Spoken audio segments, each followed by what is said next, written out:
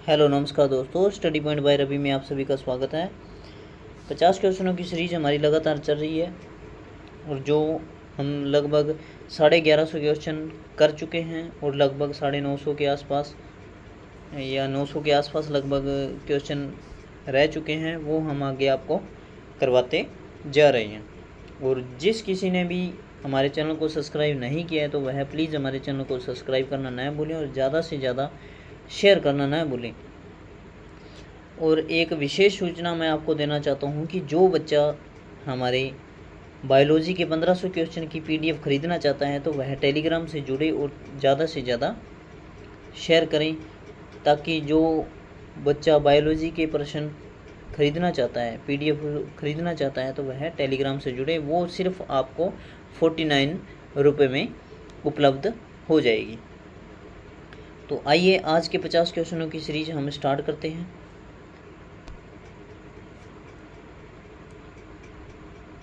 ताप युग्म तापमापी किस सिद्धांत पर आधारित है? तो किस सिद्धांत पर आधारित है? तो सीबेक के प्रभाव पर। सीबेक के प्रभाव पर ऑप्शन सी इसका राइट आंसर हो जाएगा। सीबेक के प्रभाव पर, सीबेक के प्रभाव पर हो जाएगा। नेक्स्ट क्वेश्चन देखिए, अत्यधिक ऊंचे तापों की माप की जाती है। अत्यधिक ऊंचे तापों की माप की जाती है तो पूर्ण विकिरण उतापमापी से। नेक्स्ट क्वेश्चन देखिए, पूर्ण विकिरण उतापमापी किस सिद्धांत पर आधारित है? पूर्ण विकिरण उतापमापी किस सिद्धांत पर आधारित है? तो इसका सही आंसर होगा स्टीफन के नियम पर। स्टीफन के नियम पर, स्टीफन के नियम पर इसका सही आंसर हो जाएगा ऑप्शन बी, इसका राइट आंसर है। नेक्स्ट क्वेश्चन देखिए, दूर की वस्तुएं जैसे सूर्य आदि के ताप किस तापमापी के द्वारा नापा जाता है? तो किस तापमापी के द्वारा नापा जाता है? तो पूर्ण विकिरण उतापमापी से मापा जाता है। पूर्ण विकिरण उतापमापी, ऑप्शन ए इसका राइट आंसर हो जाएगा। नेक्स्ट क्वेश्चन देखिए, ठंडे देशों में पारे के स्थान पर अल्कोहल को उतापमापी द्रव के रूप में वरीयता दी जाती है, क्योंकि जो अल्कोहल का द्रव्यांक निम्नतर होता है, इसलिए अल्कोहल का द्रव्यांक है वह निम्नतर होता है, इसलिए ऑप्शन सी इसका राइट आंसर हो जाएगा। नेक्स्ट क्वेश्चन देखिए, विकिरण पायरोमीटर से कितना तापक्रम होता है? कितना तापक्रम मापा जाता है? तो कितना मापा है, तो कितना तापक्रम मापा है? तो इसका सही आंसर हो जाएगा 800 डिग्री सेंटीग्रेड से ऊपर। ऑप्शन बी इसका राइट आंसर हो जाएगा। नेक्स्ट क्वेश्चन देखिए, थर्मोकपल किसके द्वारा बनाया जाता है? थर्मोकपल किसके द्वारा बनाया जाता है? दो असदृश धातुओं से, यानी दो अलग अलग या मिश्र धातुओं से, दो अलग अलग धातु या दो मिश्र धातुओं से बनाया जाता है। तो इसका सही आंसर हो जाएगा ऑप्शन ए, इसका राइट आंसर हो जाएगा। नेक्स्ट क्वेश्चन देखिए, सूर्य का ताप मापा जाता है, तो सूर्य का ताप किससे मापा जाता है? तो सूर्य का ताप मापा जाता है पायरोमीटर से। तो ऑप्शन डी इसका राइट आंसर हो जाएगा,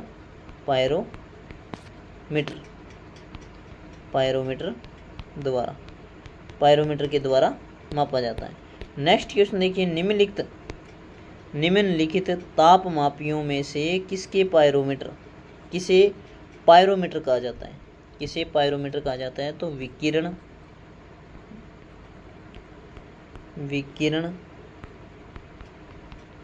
तापमापी से, विकिरण तापमापी से कहा जाता है। नेक्स्ट क्वेश्चन देखिए, निम्न में से कौन सही है, निम्न में से इनमें से कौन सा सही है, तो इसका सही आंसर हो जाएगा f माइनस 32/9 बराबर c/5। ये हो जाएगा f माइनस 32/9 बराबर c/5। ऑप्शन सी इसका राइट आंसर हो जाएगा, हो जाएगा। f फ़ारेनहाइट का यह सूत्र हो जाता है और सेल्सियस का यह सूत्र हो जाता है, और केल्विन का भी एक सूत्र होता है, वह याद रखिए K माइनस 273/5 होता है, 5 होता है, यह भी याद रखिएगा। नेक्स्ट क्वेश्चन, और इसका सही आंसर हो जाएगा ऑप्शन सी। नेक्स्ट क्वेश्चन देखिए, सेल्सियस तापमान पर जल के क्वथनांक तथा हिमांक होते हैं क्रमशः कितने होते हैं, तो 100 डिग्री सेंटीग्रेड तथा 0 degree centigrade. 100 degree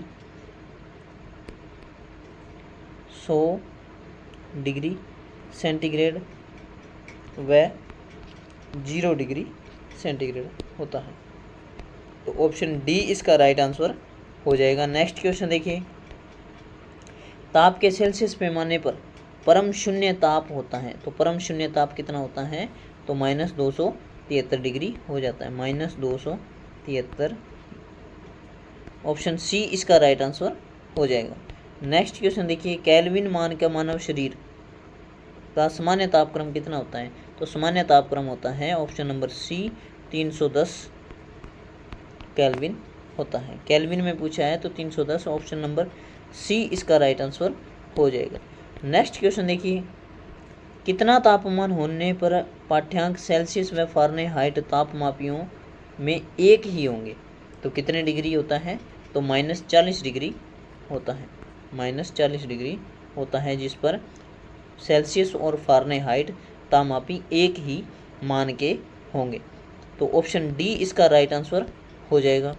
next question देखिए, न्यूनतम संभव ताप कितना होता है, तो न्यूनतम संभव ताप होता है 273 डिग्री सेंटीग्रेड, इतना होता है, तो ऑप्शन डी इसका राइट आंसर सही हो जाएगा।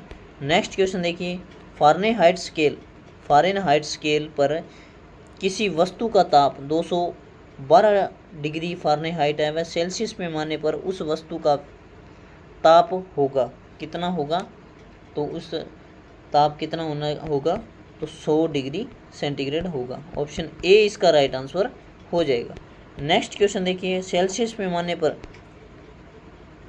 पैमाने का 0 डिग्री सेंटीग्रेड फ़ारेनहाइट स्केल पर यह कितना होगा, सेल्सियस पैमाने पर 0 डिग्री और फ़ारेनहाइट पर कितना होगा, तो फ़ारेनहाइट पर कितना होना चाहिए, तो फ़ारेनहाइट पर 32 डिग्री होगा, ऑप्शन बी इसका राइट आंसर हो जाएगा। नेक्स्ट क्वेश्चन, मानव शरीर का सामान्य तापमान कितना होता है, 98.4 या 6 फ़ारेनहाइट होता है, यह सेल्सियस में तापक्रम के बराबर कितना होगा, तो सेल्सियस में कितना होता है, तो यह 37 होता है लगभग, ऑप्शन ए इसका राइट आंसर होगा, 37 डिग्री सेंटीग्रेड होता है, तो इसमें यह 36.89 लगभग 37 के आसपास माना गया है। नेक्स्ट क्वेश्चन देखिए, फ़ारेनहाइट तापक्रम पर सामान्य वायुमंडलीय दाब पर उबलते पानी का ताप क्या होगा, तो उबलते पानी का ताप कितना होगा, तो 212 डिग्री फ़ारेनहाइट हो जाएगा, तो ऑप्शन सी इसका राइट आंसर हो जाएगा। नेक्स्ट क्वेश्चन देखिए, नेक्स्ट क्वेश्चन है, दिल्ली में जल का क्वथनांक 100 डिग्री है तथा मैसूरी में जल का तापमान क्या होगा, तो मैसूरी में जल का तापमान कितना होगा, तो मैसूरी में 100 डिग्री सेंटीग्रेड से कम होगा, 100 डिग्री सेंटीग्रेड से कम होगा, तो ऑप्शन बी इसका राइट आंसर हो जाएगा। नेक्स्ट क्वेश्चन देखिए, एक मनुष्य का तापमान एक मनुष्य का तापक्रम 60 डिग्री सेंटीग्रेड है तो उसका तापक्रम फ़ारेनहाइट में क्या होगा? तो फ़ारेनहाइट में क्या होगा? यह अभी सूत्र किया था, फ़ारेनहाइट F-32/9 बराबर C/सेंटीग्रेड/5। यह सूत्र लगाकर आप निकाल सकते हैं। सेंटीग्रेड की जगह 60 हो जाएगा और यहाँ पर ये क्रॉस मल्टीप्लाई करके इसका सही आंसर हो जाएगा 140 डिग्री फ़ारेनहाइट हो जाएगा। 140 डिग्री फ़ारेनहाइट हो जाएगा। 140 ऑप्शन नंबर सी इसका राइट आंसर हो जाएगा। नेक्स्ट क्वेश्चन देखिए, किसी मनुष्य के शरीर का सामान्य तापक्रम कितना होता है? तो सामान्य तापक्रम कितना होता है? तो 98.6 होता है, 98.6 फ़ारेनहाइट और 37 डिग्री सेंटीग्रेड, और केल्विन में पूछा जाए तो 310 केल्विन होता है। तो इसका सही आंसर हो जाएगा ऑप्शन डी। ऑप्शन डी इसका राइट आंसर हो जाएगा। नेक्स्ट क्वेश्चन देखिए, नेक्स्ट क्वेश्चन देखिए दोस्तों, तप्त जल के थैलों में जल का प्रयोग किया जाता है क्योंकि जल का प्रयोग किया जाता है। तो इसका सही आंसर हो जाएगा इसकी विशिष्ट ऊष्मा अधिक होती है।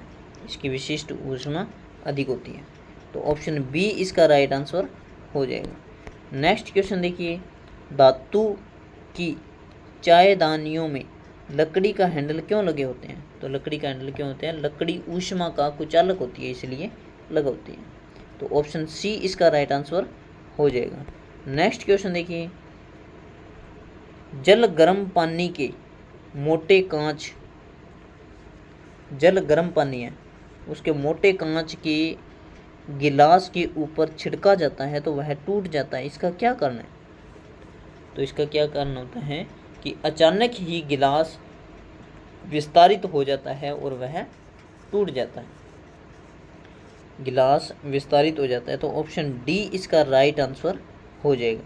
नेक्स्ट क्वेश्चन देखिए, पानी का घनत्व किस ताप पर अधिकतम होता है? तो पानी का घनत्व किस ताप पर अधिकतम होगा? तो 4 डिग्री सेंटीग्रेड पर अधिकतम होगा और पानी का ताप अधिकतम होता है। घनत्व, पानी का जो घनत्व है किस ताप पर होता है? तो पानी का घनत्व 4 डिग्री सेंटीग्रेड पर अधिकतम माना जाता है। तो इसका सही आंसर होगा option number B. Next question देखिए दोस्तों, अगर आपको वीडियो अच्छी लग रही है तो प्लीज़ हमारे चैनल को सब्सक्राइब करें और वीडियो को लाइक करना न भूलें और ज़्यादा से ज़्यादा शेयर करें।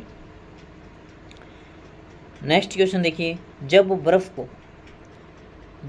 को 0 डिग्री सेंटीग्रेड से 10 डिग्री सेंटीग्रेड तक गर्म किया जाता है तो जल का आयतन क्या होगा?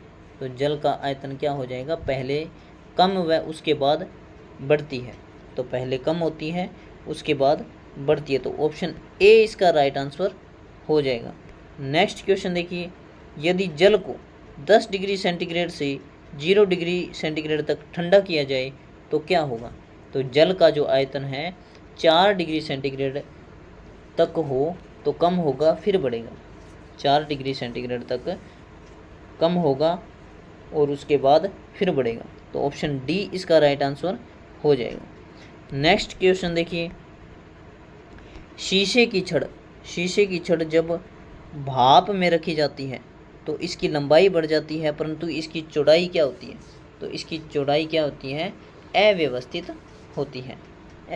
होती है। तो ऑप्शन सी इसका राइट आंसर हो जाएगा। नेक्स्ट क्वेश्चन देखिए, एक धातु की ठोस गेंद के अंदर कोटर है। जब इस धातु की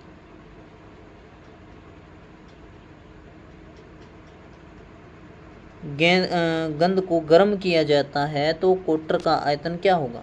तो कोटर का जो आयतन है वह क्या हो जाएगा? तो इसका सही आंसर हो जाएगा बढ़ेगा, बढ़ेगा। ऑप्शन डी इसका राइट आंसर हो जाएगा। नेक्स्ट क्वेश्चन देखिए, जब किसी बोतल में पानी भरा जाता है तो और उसे जमने के लिए रख छोड़ दिया जाता है तो बोतल टूट जाती है। क्यों टूट जाती है?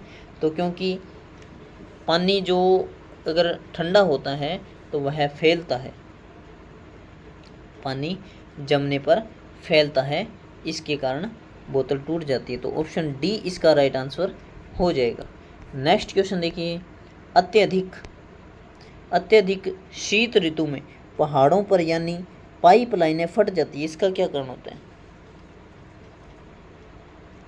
इसका कारण होता है पानी है वह जमने पर जो फैलता है, पाइप में पानी जमने पर फैल जाता है। तो ऑप्शन बी इसका राइट आंसर हो जाएगा। नेक्स्ट क्वेश्चन देखिए, किसी झील की सतह पर पानी जमने ही वाला है कि झील के अध्य स्थल में जल का क्या तापमान होगा? जमने ही वाला है तो अध्य स्थल में क्या तापमान होगा? तो 4 डिग्री सेंटीग्रेड होता है। ऑप्शन सी इसका राइट आंसर हो जाएगा। नेक्स्ट क्वेश्चन देखिए, ऊष्मा के संचरण की विधि है। ऊष्मा के संचरण की विधि क्या होती है? तो ऊष्मा के संचरण की विधि विकिरण होती है। विकिरण और संवहन और चालन तीनों होती हैं। तो इसका सही आंसर हो जाएगा ऑप्शन डी, उपयुक्त सभी इसका राइट आंसर हो जाएगा। नेक्स्ट क्वेश्चन देखिए, ऊष्मा के संचरण की किस विधि में पदार्थ के अणु एक स्थान से दूसरे स्थान तक स्वयं नहीं जाते? तो किसके कारण नहीं जाते? तो चालन के कारण। चालन इसका सही आंसर हो जाएगा। ऑप्शन सी इसका राइट आंसर हो जाएगा। नेक्स्ट क्वेश्चन देखिए, द्रवों तथा गैसों में ऊष्मा का स्थानांतरण निम्नलिखित में से किस विधि द्वारा होता है? तो किस विधि द्वारा होता है? तो संवहन विधि द्वारा होता है। संवहन इसका राइट आंसर हो जाएगा। नेक्स्ट क्वेश्चन देखिए, विद्युत केतली में पानी गर्म होता है। तो विद्युत केतली में पानी गर्म कैसे होता है? तो संवहन के कारण होता है। संवहन के कारण होता है। संवहन के कारण होता है।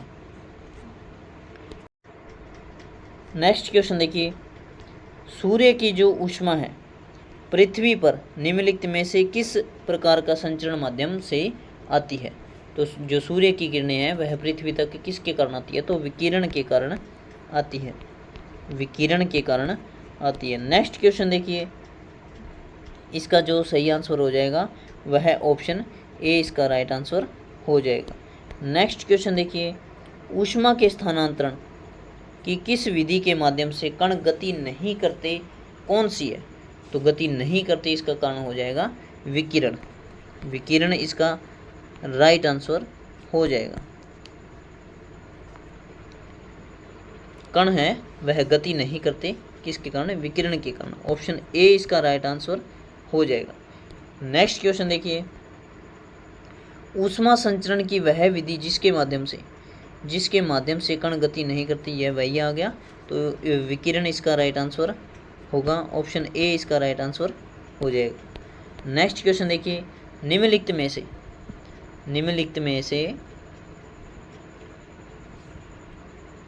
में से कौन ऊष्मा का सर्वोत्तम चालक है? तो ऊष्मा का जो सर्वोत्तम चालक कौन है?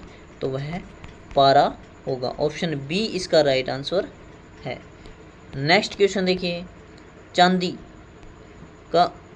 की ऊष्मीय चालकता तांबे की ऊष्मीय चालकता की अपेक्षा क्या है? तो अधिक होती है। चांदी की जो ऊष्मीय चालकता है वह तांबे की ऊष्मीय चालकता की अपेक्षा अधिक होती है। अधिक होती है। तो ऑप्शन बी इसका राइट आंसर हो जाएगा। नेक्स्ट क्वेश्चन देखिए, बोलोमीटर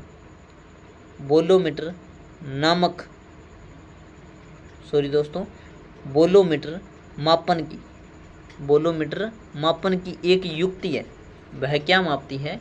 तो वह वोल्यूमीटर ऊष्मीय विकिरण के मापन की एक युक्ति है। ऊष्मीय मापन, ऊष्मीय विकिरण के मापन की एक इकाई है, युक्ति है।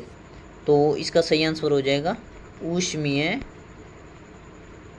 विकिरण के, ऊष्मीय विकिरण के, ऊष्मीय विकिरण के हो जाएगा।